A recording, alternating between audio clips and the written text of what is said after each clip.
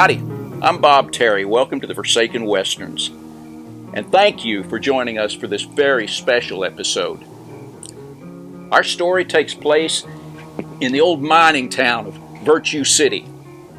Now, the nearest I can figure, James Stewart starred and or co-starred in somewhere around 72 westerns, 19 movies, 6 episodes of a TV miniseries, an animated feature, 39 episodes of the Six Shooter radio show, at least 3 other radio western episodes, and 4 western TV episodes. In 1957, James Stewart and John Payne both brought the Six Shooters Britt Ponset to life on the television screen.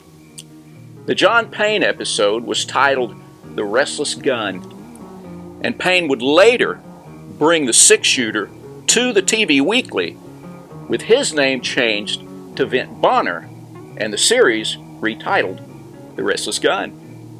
The 1957 James Stewart episode is titled Town with a Past. Stewart had done a previous Western TV episode titled The Windmill, but although his name in The Windmill is Joe Newman, a man confronts him about being a fast gun who used to ride and raid along the border, stating that man called himself Joe Blount. Windmill is an excellent episode and is very reminiscent of, and seems it could even be a continuation of, Bend of the River. In Town with a Past, Stewart has a great supporting cast: Edgar Buchanan, Walter Sande, Fred Wayne, Chuck Roberson, Greg Barton, and Will Wright. You will also recognize Beulah Bondi, the lady who played Stewart's character, George Bailey's mother, Mrs. Bailey, in the Christmas classic, It's a Wonderful Life. We're very excited to bring you this rare treasure. So sit back, relax, kick your boots up, and enjoy the 40th time James Stewart saddled up as a six-shooter, and the only time he was ever on film as Britt Ponset in Town with a Past.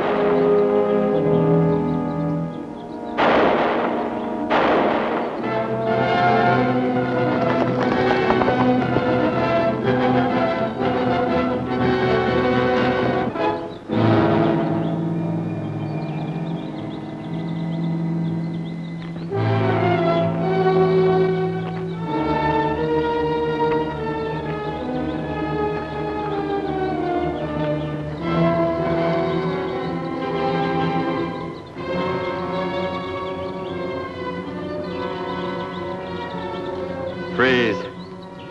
Good thing we heard the shooting. Reach and I'll blast daylight through you. Stand up. I was looking for a handkerchief to stop the bleeding. It's Clyde Huxley. I suppose I'd be wasting time to say I didn't do it. You'd be wasting time.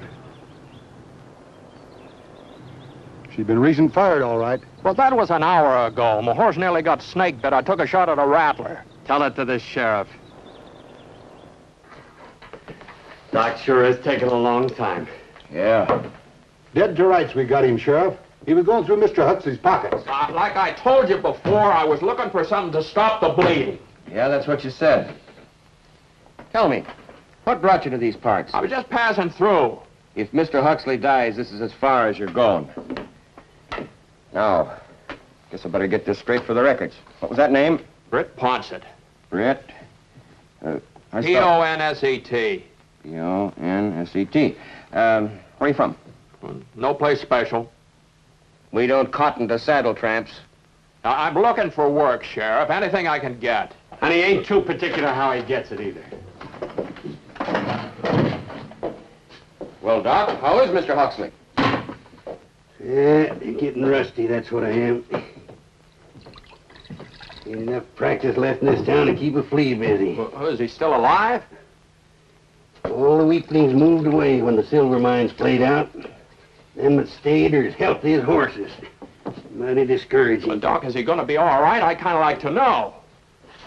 Why don't you ask him yourself? That bullet just creased him. Seen worse wounds come out of a barber shop. You got any idea who shot you? You bet I have. It was Annie. Silver Annie and her 3 gunmen.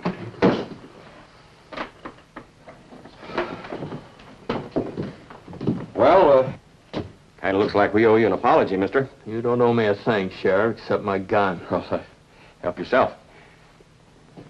I was merely making one last attempt to get her to sign the right-of-way. I no sooner set foot on her property than she starts firing. She is as crazy as a loon. Sure beginning to look that way, isn't it? And he always has been a mite peculiar, sitting on that old Huxley mine like a hen hatching eggs. The trouble is there's no eggs left in that mine, not anymore anyway. And Mr. Huxley, supposing we was all to ride out this evening and have a little talk with Annie. No, thank you. I'm washing my hands of the entire matter. I shall recommend that my company adopt the alternate route through Jasper Falls.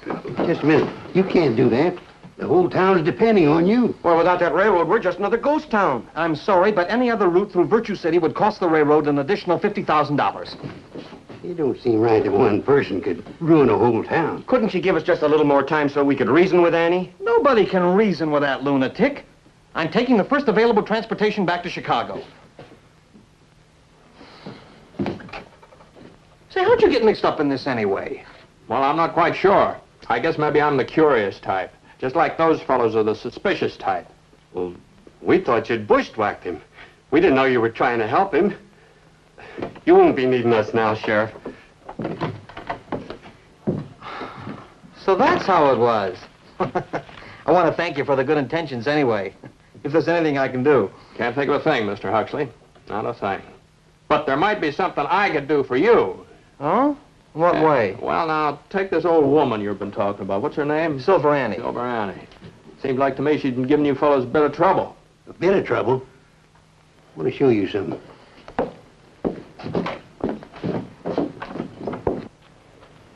Come out here, young fella. I want you to take a look at this.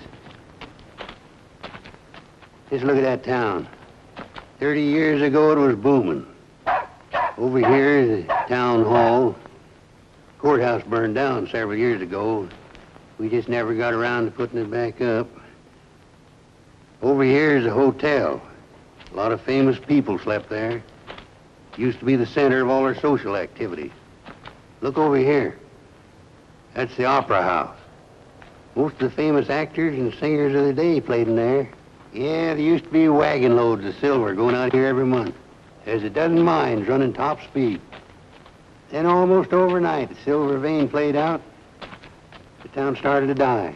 Now we got a chance to put some new life back into the town. All but for one person. Just one person. Silver Annie. That's right. If that stubborn, mule-headed female would only sign that right away, railroad crews be laying tracks through Virtue City right this very minute. Yeah, well, maybe the lady isn't satisfied with what the railroad's offered. We don't know. She won't let us make an offer. The railroad sent me here as a last resort. Hoped I'd have some influence with her because her husband was my second cousin. You saw what happened. Uh-huh. Well, some folks just don't cotton to relatives. Silver Annie don't cotton to nobody. She's living in the past. I guess she has quite a past to live in. What makes you say that? Oh, I remember as a boy hearing about Silver Annie. I always used to hear about the wedding. How her husband, Sin Huxley, laid down a path of silver dollars all the way around the church. Sure. And he died a pauper. I remember hearing about the opera house, too. He built that for this town just so his bride could hear Jenny Lind sing. Yeah, but those days are gone. These hills have been worked dry for years now. Annie thinks there's still silver in the old Huxley. Sits up there with a shotgun and 3 hired killers ready to shoot up anybody that comes near the place. You know, I just kind of think maybe there's a chance I could get her to sign that right-of-way paper for you. What makes you think she'll listen to you? Well, she won't trust her relatives, and she won't trust her neighbors, and She just might be crazy enough to trust a complete stranger. You know, she might at that. Well, even if she would listen, you couldn't get past those three gunslingers. I could try.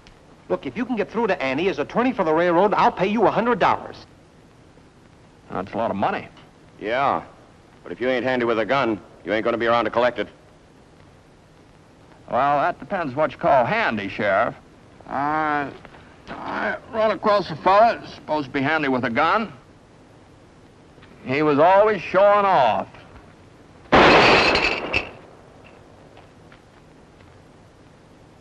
I don't hold with showing off.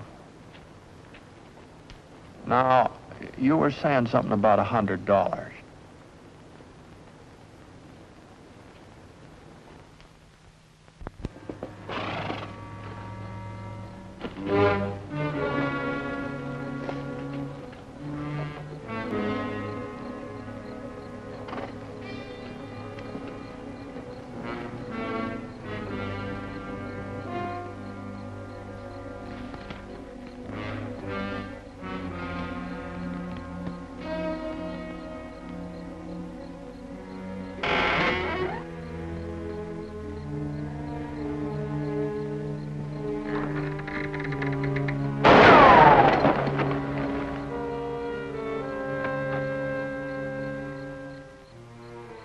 Whoever you are, get. Next time we won't miss.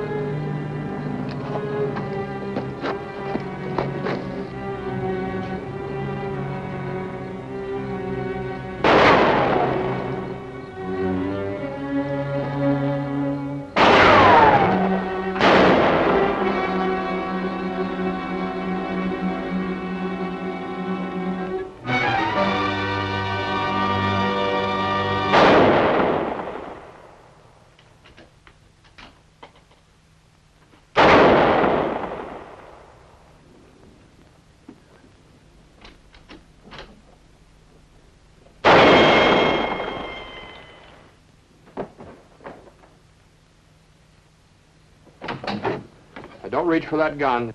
Shooting's over. Not by a dang sight it ain't. Now, you pick up that gun, I'll have to blast it out of your hands.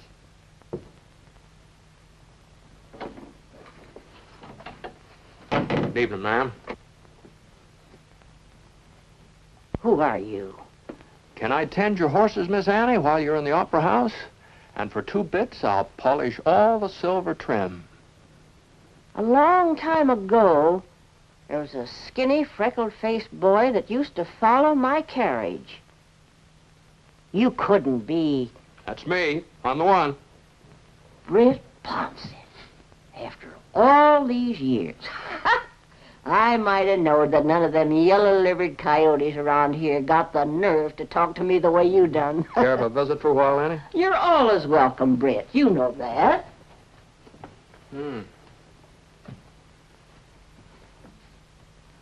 How about some coffee? Oh, I like that fine. How do you drink it? Black? Good. I like a man who takes his coffee black. That's the way Sin always drank his.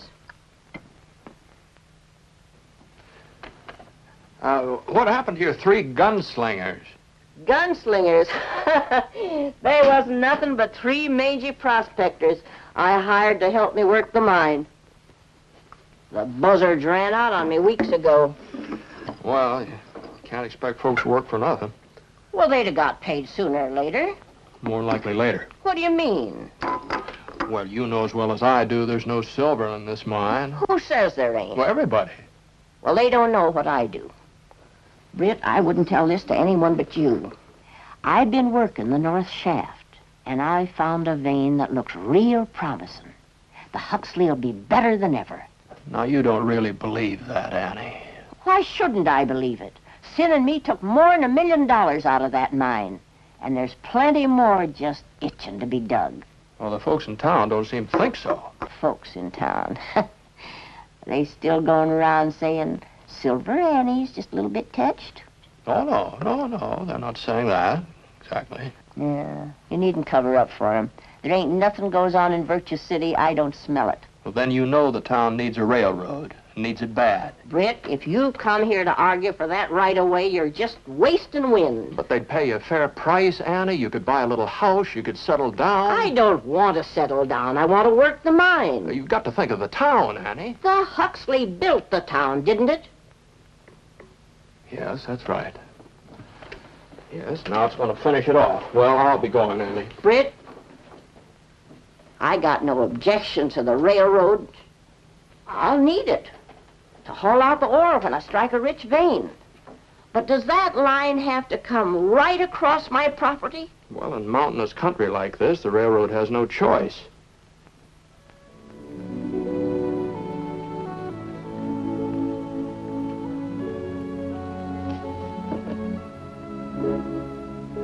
See this piece of ore, Britt? There's the first silver that come out of the Huxley. And I can remember the look on Sin's face when he come rushing in to tell me.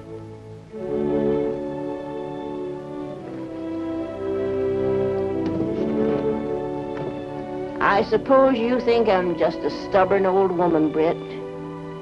But the last thing that Sin said to me was, Annie, hang on to the mine, no matter what. And his very words. There's silver there, Annie, and there'll always be silver.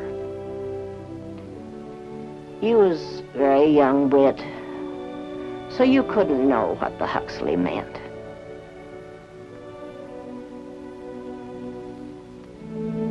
The Opry House. I wonder if you... No, Annie, don't give me no trouble. Clyde Huxley here's got a legal order for you to come to court. Annie, I didn't know anything about that. I've seen coyotes in my day, but you'll win first prize. Now, you fellas had no right following me out here. We made a deal. Don't worry, even if you didn't get her to sign the paper, I'll see the railroad pays you your $100. Annie, I swear to you. Judas! All right, Annie, come on. Let go of my arm. I'm not one of your saloon girls. I'm Silver Annie Huxley. And if I've got to go to jail, I'll go under my own power.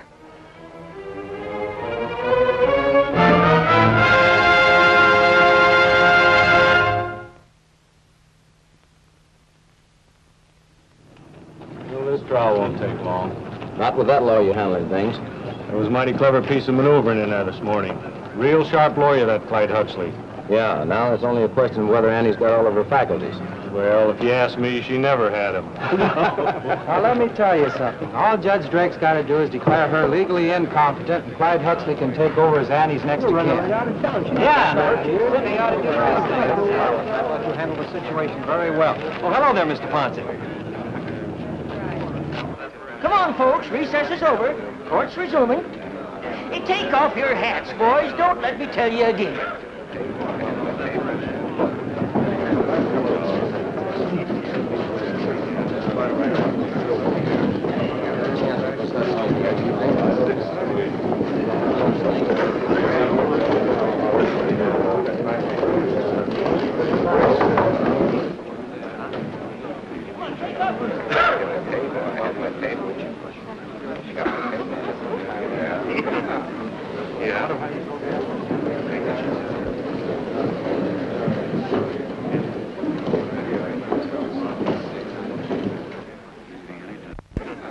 All right, folks, stand up for the judge. Come on, get up on your feet.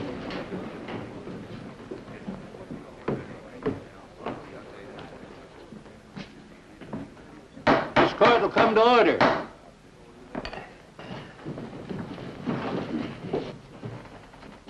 Now, Mrs. Huxley, there are some things here that I want to get perfectly straight for the record. Oh, sure, Judge, sure.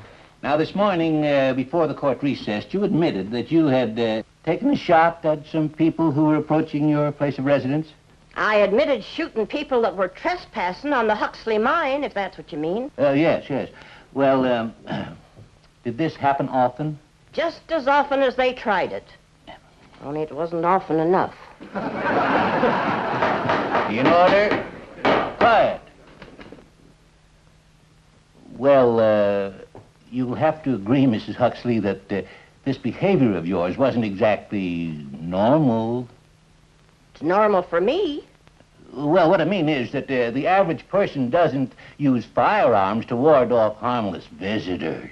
The average person don't own the Huxley mine, neither. Well, Your Honor, yes, Mr. Huxley. I think this is the crux of my cousin's delusion. I told you I wasn't your cousin, and I don't see how sin could be related to you, neither. Must be a throwback or something. Quiet. Quiet, I say.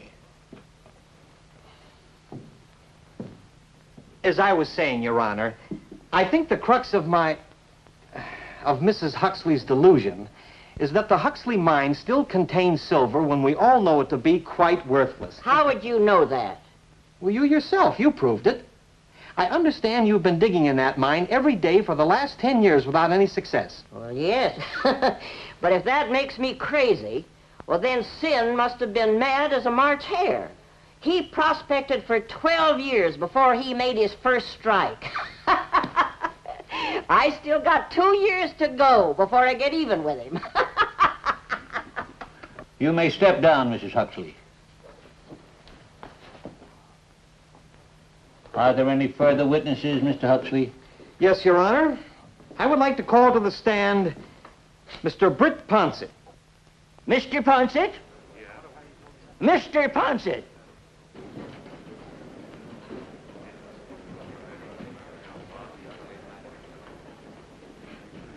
Raise your right hand, put your left on the book. Swear to tell the truth, the whole truth, and nothing but the truth, so help you? I do. What's your name? Britt Ponset. Take a seat. Now, Mr. Ponset, you tell the court whether or not you visited Annie Huxley recently? Yes, I did. That was in her shack near the Huxley mine? In her home, yes. Isn't it a fact, Mr. Ponset, that as you approached Mrs. Huxley's place, she fired at you several times? Well, as I approached, I couldn't see who was firing at me. But somebody did fire at you. That's right.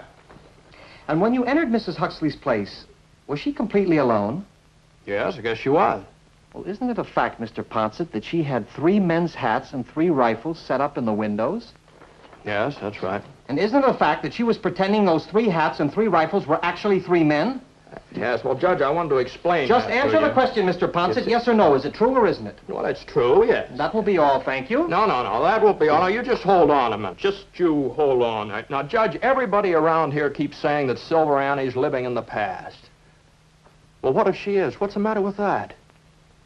Everyone that has something to remember does that more or less. In her case, it's more, not less. I tell you, there's nothing wrong with Silver Annie. Here's a woman that's trying to protect her Your Honor, property. he's out of order. You keep out of Young this. man, This you are woman- out of order, No, young but man. This woman's trying to I protect say his- you will step down.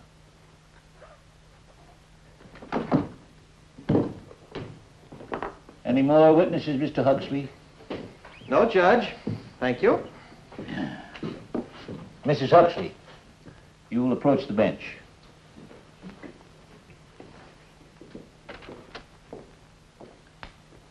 After considering the testimony of Mr. Clyde Huxley, and after weighing the medical evidence of the learned doctor... Learned doctor? Old Doc Cross? He couldn't cure a chicken with a pip. Order in the court. Order. As I was saying, the medical evidence, plus your own testimony, Mrs. Huxley, leaves me no alternative. Your Honor. Therefore... What's this? I want to say something. Well, you've already testified. Well, there's no harm. Hear me out, is there? Oh, very well. Well, now, Judge, it seems like to me that this case hinges on whether or not there's silver in the Huxley mine. Is that right? Well, that's part of it.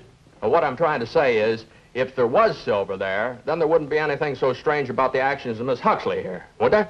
Well, I suppose under the circumstances, she'd have the right to protect her property, yes. Uh-huh. Well, now, while the court was in recess for lunch, I took this ore sample from the Huxley mine over to the assay office. Here's their report on it.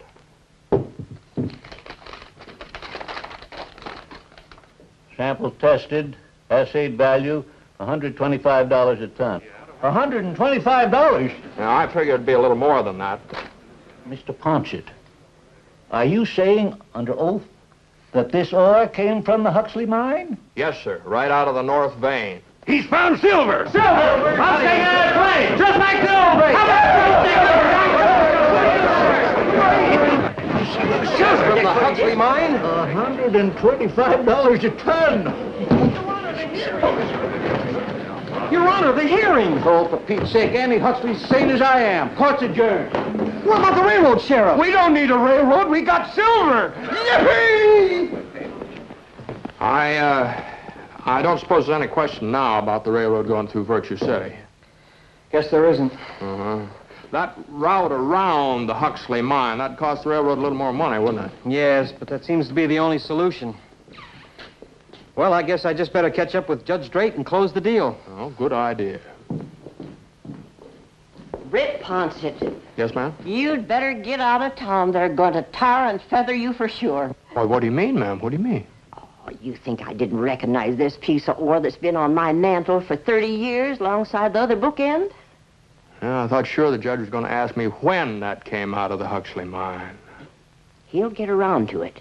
But you didn't lie, Britt. Oh, I didn't lie. You told him it come out of the North Vein, and that's where it come out of, all right. That's right.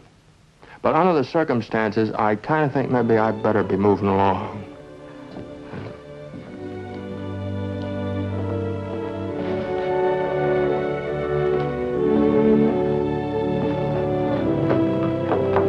Britt!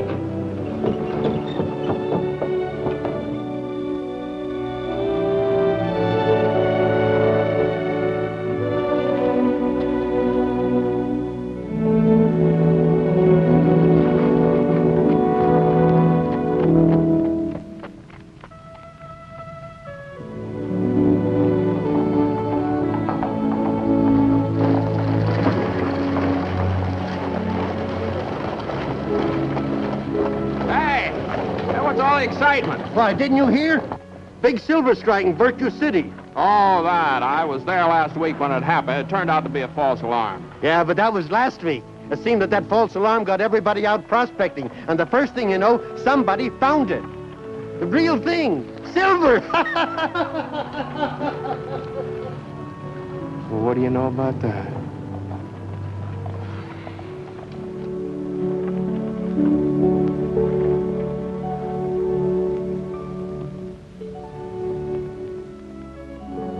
How great to see James Stewart in another Western. What a great classic TV episode from the golden age of television.